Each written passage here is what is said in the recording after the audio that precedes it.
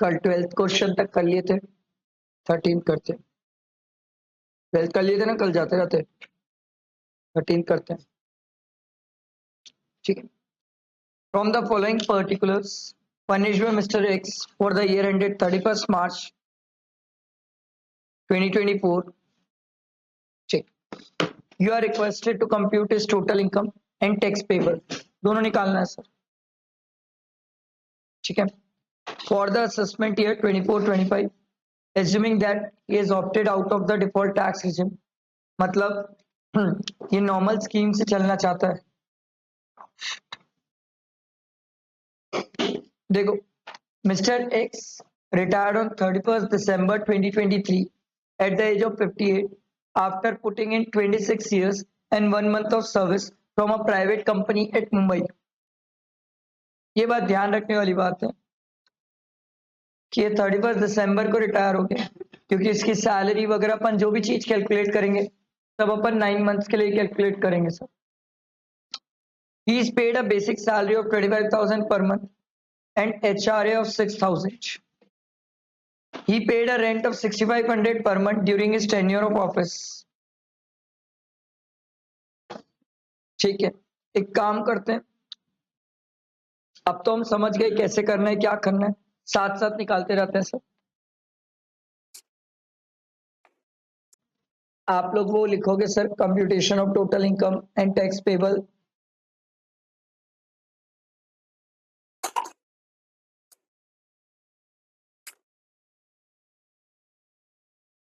Income from salary का question है sir.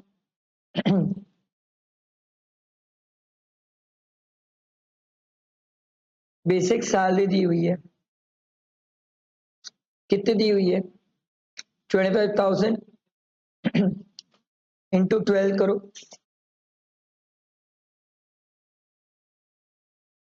कि 9 करो, 9, ठीक है सर। HRA दिया हुआ है, मेहनत करनी पड़ेगी सर, HRA के लिए तो मेहनत करनी पड़ेगी। HRA least of the following exempt होता है सर। पहला होता है एक्चुअल HRA रिसीव्ड, कितना रिसीव हुआ, 6,000।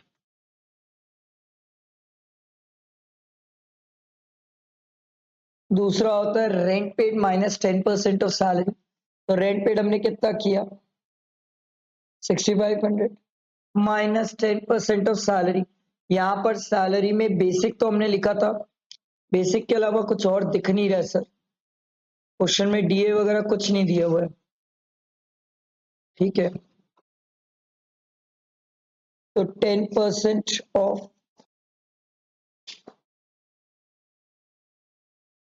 तीसरा, ये पर्सन कहाँ का है सर, मुंबई का है, तो 50% लेंगे।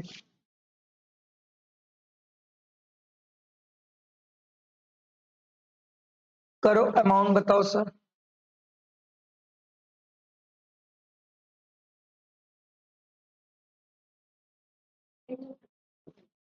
इसमें 36, इसमें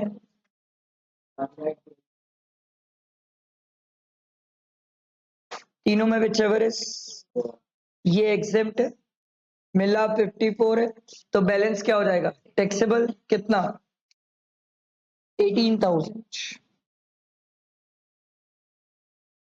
HRA। और next, on retirement he has been paid a gratuity of 3,50,000, he was covered by the payment of gratuity act। Mr. X has not received any other gratuity at any time, any point of time earlier than this gratuity। आओ gratuity निकालते हैं।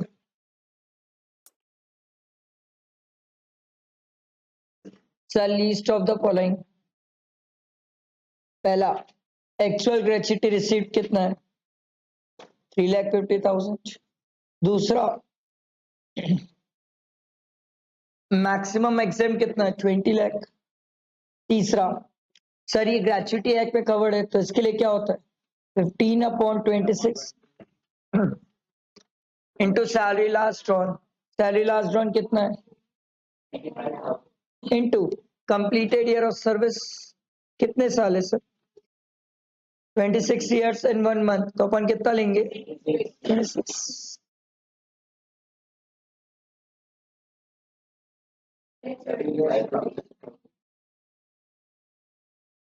Wow sir, तीनों में which ever is lower कितना है, मिला कितना है 3,50,000, तो सर ग्रेचुइटी तो टैक्सेबल आएगा ही नहीं, बधाई हो।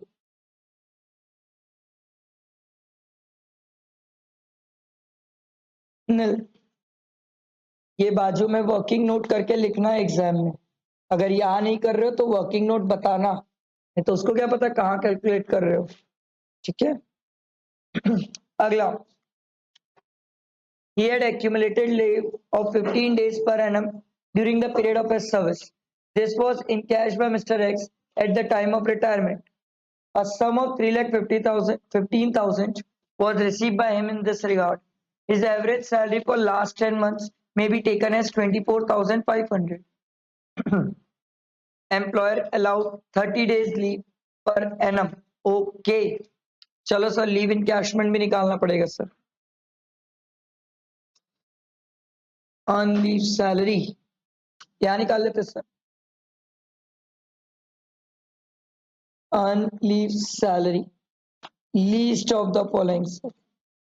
पहला, एक्चुअली कितना रिसीव हुआ है 3,50,000 सर। मैक्सिमम कितना एग्जेम्प्ट है 25 लाख सर, यही तो अमेंडमेंट का पार्ट था। तीसरा, 10 months इंटू एवरेज सैलरी, क्या बंदे ने एवरेज सैलरी निकाल के दी है, यस, बेचारा खुद सामने से निकाल के दिया।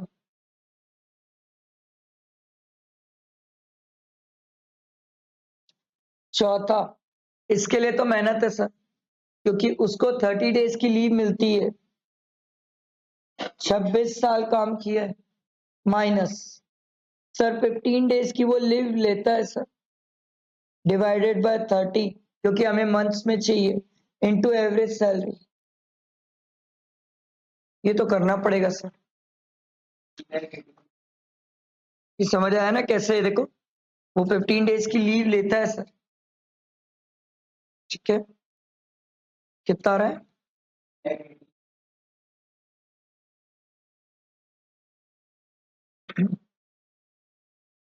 चारों में विच एवर इज लोअर कितना है,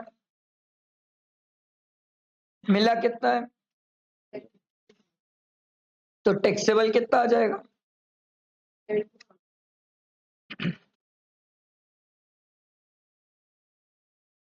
ऑन लीव सैलरी 70,000। और कुछ दिए क्वेश्चन में, ठीक है। After retirement he entered into a textile business and incurred a loss of 80,000। ये तो कहानी ही अलग हो गई सर। सर पहले तो सैलरी की बात कर लेते हैं, ग्रॉस सैलरी बताओ।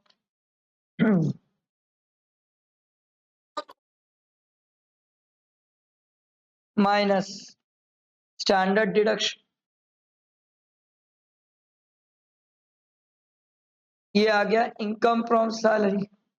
सर पीजीपी का लॉस तो दिया है, पर उसको एडजस्ट कैसे करेंगे सर, वो सैलरी से एडजस्ट थोड़ी होता है सर, ये तो कैरी फॉरवर्ड होगा। पीजीपी का लॉस क्या सैलरी से एडजस्ट होता है, नहीं नहीं होता, तो एडजस्ट कैसे करें, तो सर बचा क्या, प्रोविडेंट फंड में पैसा डाला, सेक्शन माइनस, यही मेरी क्रॉस टोटल इनकम है, इसमें मैं सर माइनस कर लेता हूं डिडक्शन एटीसी की, तो आ जाएगा सर, ये आ गई टोटल इनकम। सर टैक्स निकालने बोला है, निकाल लूं टैक्स, नहीं ना 2,50,000 के कम है, क्या करोगे टैक्स निकाल के, सीधा एक लाइन लिखना, the income is below basic exemption limit there will be no tax liability, बात ही खत्म, आएगा ही नहीं सर, इजी क्वेश्चन था। कुछ, हाँ बिजनेस लॉस के लिए अपन नीचे नोट दे देंगे। अगला क्वेश्चन देखो, Rosie and Mary are the sisters. पहले तो इसके नीचे देखो क्या बोल रही है, compute the total income and tax liability of miss Rosie and miss Mary for the assessment year 24-25 and tax thereon, assuming both exercise the option to shift out of the default tax regime. Thank God, normal provision से निकालना है। Rosie and Mary are the sisters, born and brought up at Mumbai. Rosie got married in 1982 and settled in Canada since 1982. अच्छा, तो रोजी हो गई non resident क्योंकि ये तो वहीं की है। Mary got married and settled in Mumbai, both of them are below 60 years. ये रेसिडेंट प्लस ऑर्डिनरी रेसिडेंट हो गई। अब इसके बेसिस में बताना है सर, ये क्वेश्चन आप लोग कॉलम बनाओ और निकालना चालू करो, या चलो मैं ही बता दूंगा, कोई दिक्कत नहीं है।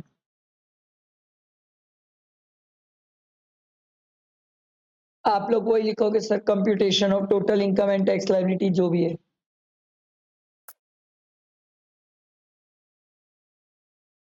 ये है नॉन रेसिडेंट, ये रेसिडेंट प्लस ऑर्डिनरी रेसिडेंट। चलो एक एक स्टार्ट करते हैं, पढ़ते जाते हैं, ट्रीटमेंट करते जाएंगे। Pension receive from state government, और इसको कैनेडियन गवर्नमेंट से मिली है सर। स्टेट गवर्नमेंट वाला तो क्लियर है, कैनेडियन का क्या करूं, बोलो। स्टेट गवर्नमेंट वाला तो क्लियर है कि टैक्सेबल है, कैनेडियन गवर्नमेंट का बताओ क्या करूं। बोलोगे तो टैक्सेबल करेंगे, बोलोगे तो नहीं करेंगे, आप जैसा बोलो। करूं टैक्सेबल? नहीं सर, नॉन रेसिडेंट है, क्या करोगे टैक्स लगा के? आप नहीं लगा सकते सर टैक्स, तो लिख लेते हैं पेंशन फ्रॉम स्टेट गवर्नमेंट। रोजी के केस में डैश कैनेडियन गवर्नमेंट, और यहां पर सर कितना मिला pension? 60,000 sir, minus standard deduction, ये लिख लो पहले, इनकम फ्रॉम सैलरी है सर, इसका डैश, इसका 10,000। अगला चलते, long term capital gain on sale of land at Mumbai, क्या नॉन रेसिडेंट के हाथ में टैक्सेबल रहेगा? हाँ, मुंबई में बेचा ना, इसके हाथ में तो वैसे भी था। चलो लिखते हैं। अगला है कैपिटल गेन, वो भी long term capital gain. Sir इसके हाथ में भी 1 लाख टैक्सेबल है, इसके हाथ में भी 1 लाख टैक्सेबल है। Short term capital gain on sale of shares of an Indian listed company in respect of which STT was paid, sir 111A वाला है ये, और ये 112 वाला है सर, ठीक है। 20,000 एंड 2,50,000 लिखते हैं, ये 112 वाला है, ये 111A वाला है।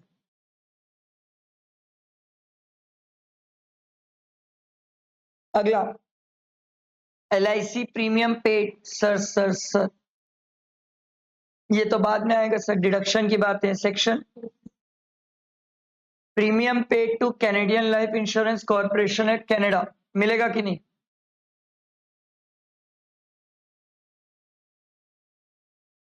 भाई टैक्सेबल की बात ही नहीं कर रहे, डिडक्शन की बात कर रहे, जागो मोहन प्यारे। मिलेगा नहीं मिलेगा? कहाँ लिखा है LIC में इंडियन होना चाहिए, दिखाओ पूरा LIC का सेक्शन खोल के दिखाओ, मैंने ऐसा कहीं सिखाया इंडियन LIC, दिखाओ। वहां पर सेक्शन के स्टार्टिंग में लिखा हुआ था वेदर रेसिडेंट और नॉन रेसिडेंट एलिजिबल SSC, जाके पढ़ो। क्यों नहीं मिलेगा सर? बिल्कुल मिलेगा सर, ATC। अगला बोलो, section medical insurance, PPF, rent received, IHP, ये डिडक्शन नहीं है सर, जानबूझ के नीचे दे दिया। चलो अब अपन IHP भी लिखेंगे, पहले कैपिटल गेन का टोटल कर लो।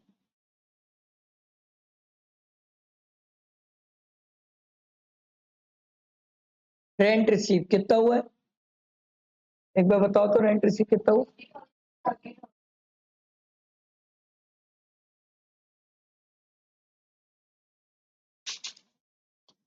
माइनस 30% स्टैंडर्ड डिडक्शन,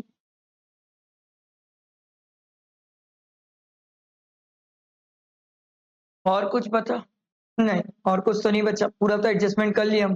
चलो सर, ग्रॉस टोटल इनकम निकालेंगे। कैसे निकालेंगे सर? सबको ऐड कर लो, ए प्लस बी प्लस सी, बताओ कितना आ रहा है? ए प्लस,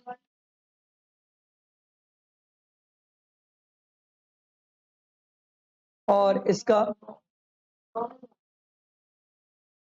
अरे sorry sorry,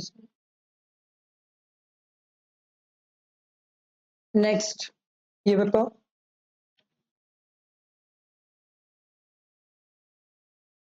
$10,000 plus 350, 360 minus deduction. हमें तो एटीसी वाली बहुत सारी मिली है सर, कहाँ गया? LIC का ही है 10,000 और 40,000। चलो लिखते हैं,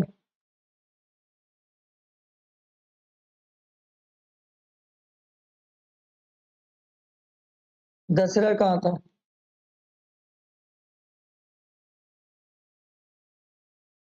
एक और LIC, एक और ATC के डिडक्शन है PPF। कितना अमाउंट है PPF का?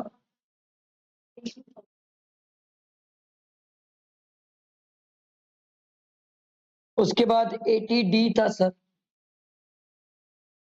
ATD कितना था, किसमें था?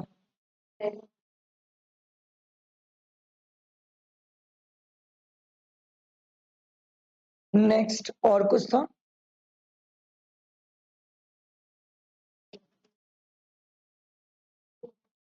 नहीं, बस इतना ही था। इसको माइनस करेंगे तो टोटल इनकम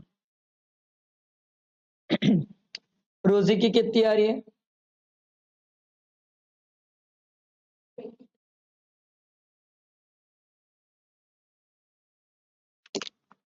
मैरी की कितनी आ रही है? गलत। आपको क्या लगता है टोटल का इनकम का क्वेश्चन होगा और इतना सड़ा होगा? सीरियसली? तो वो दिया ही क्यों फिर? ट्विस्ट तो यहीं पर है, यहीं पर तो वो चेक करेगा कितने बच्चे सिर्फ रट के करते जा रहे हैं या समझ के कर। सर जो ये डिडक्शन है ना सर, इसके साथ लोचा है, क्योंकि ये डिडक्शन आपको कैपिटल गेन के हेड से नहीं मिलती है सर, नहीं मिलती। 112 से नहीं मिलेगी, 11A से नहीं मिलेगी। तो सर इसके अलावा अगर आप अपनी इनकम देखने जाओगे तो ये 21,000 है और 10,000 है, तो मैक्सिमम डिडक्शन कितनी मिलेगी सर? 31,000। आप लिखो ना, जितनी लिखना है लिखो, बट कैपिटल गेन से डिडक्शन ही नहीं मिलती है। टोटल इनकम का क्वेश्चन है सर, पूरे होश और हवास में रह के बनाना होगा, पूरे होश और हवास में। इसी चीज की प्रैक्टिस के लिए बोला जाता है टैक्स में प्रैक्टिस बहुत करो सर। ये आएगा 3,50,000। आई बात समझ? बहुत प्यारा ट्विस्ट है ये क्वेश्चन का, बहुत ही प्यारा ट्विस्ट है ये क्वेश्चन का। मैं चैलेंज करता हूँ 90% ऑफ द स्टूडेंट गलती कर देंगे इसमें, क्योंकि वो फ्लो में सबको माइनस करेंगे, ध्यान ही नहीं देंगे कि कैपिटल गेन की इनकम से डिडक्शन नहीं मिलेगी, ध्यान ही नहीं देते स्टूडेंट्स। इसके बाद टैक्स लायबिलिटी निकालना है, ठीक? तो रोजी की टैक्स लायबिलिटी बताओ, क्या नील हो जाएगी? 1,22,000 है, क्या नील हो जाएगी? कैपिटल गेन है, नील कैसे हो गई सर? नील कैसे हो गई? पर इसके पास तो बेसिक एग्जेम्पशन लिमिट है ना सर, उससे यूज कर लेगी कैपिटल गेन को, तो नील नहीं हो जाएगी। सर बेसिक एग्जेम्पशन लिमिट तो इसके पास भी है ना 2.5 लाख की, तो ये यूज नहीं कर लेगी।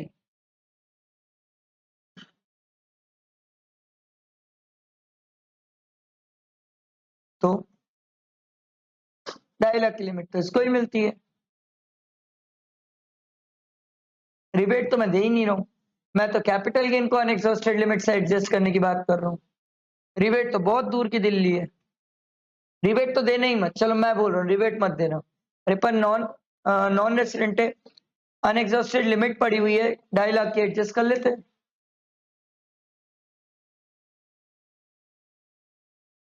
सर नॉन रेसिडेंट कभी अनएग्जॉस्टेड लिमिट से यूज नहीं कर सकता कैपिटल गेन को, तो इसको तो पूरा कैपिटल गेन में टैक्स देना है। 112 में इसमें देना है इसको 20%, इसमें देना है इसको 15%। कितना हो जाएगा सर?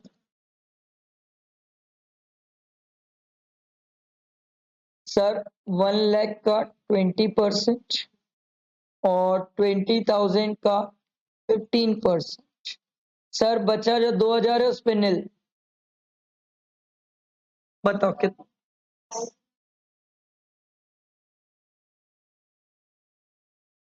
ये 20,000, ये 3,000। Sir tax 23,000।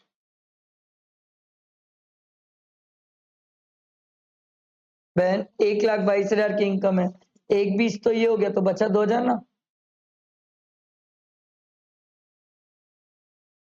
किसमें? 1 लाख पे 20%, 20,000 में 15% करके दे। ठीक है, अब बात आती है मैरी की। मैरी की इनकम तो 3,50,000 है।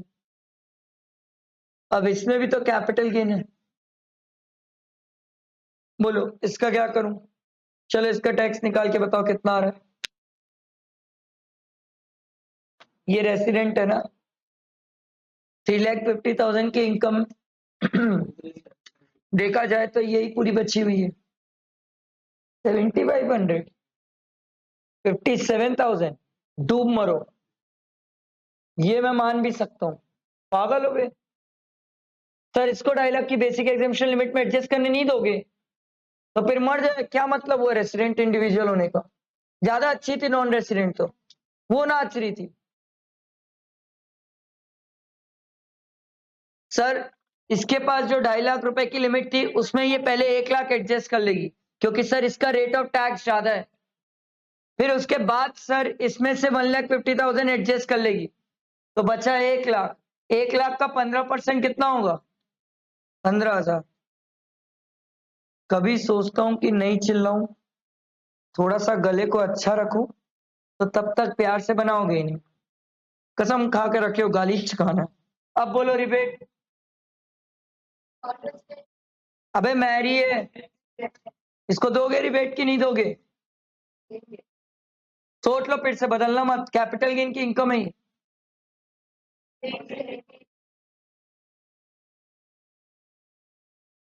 सर ये कैपिटल गेन की इनकम